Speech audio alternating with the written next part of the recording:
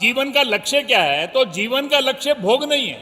जितना जितना भोग करोगे उतनी उतनी इच्छाएं जगती जाने वाली है, उतनी इच्छाएं बढ़ती चली जाएंगी।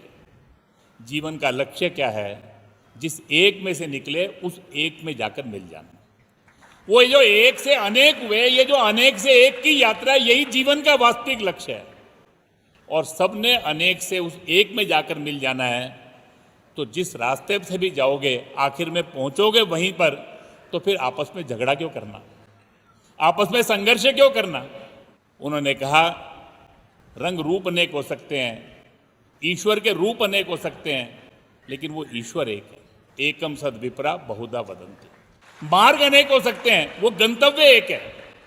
All the paths are true paths. दुनिया के जितने रास्ते हैं वो सच्चे रास्ते हैं।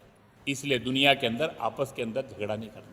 और उस तक पहुंचना है तो उस पहुंचने का जो रास्ता है वो केवल पूजा पद्धति में से नहीं है। वो जीवन के अंदर आप जीवन को कैसे जीते हैं उसके आधार के ऊपर है। उसको हमारे यहाँ धर्म कहा गया। वो 4 बातें कही गई: सत्य, करुणा, शुचिता और तपस।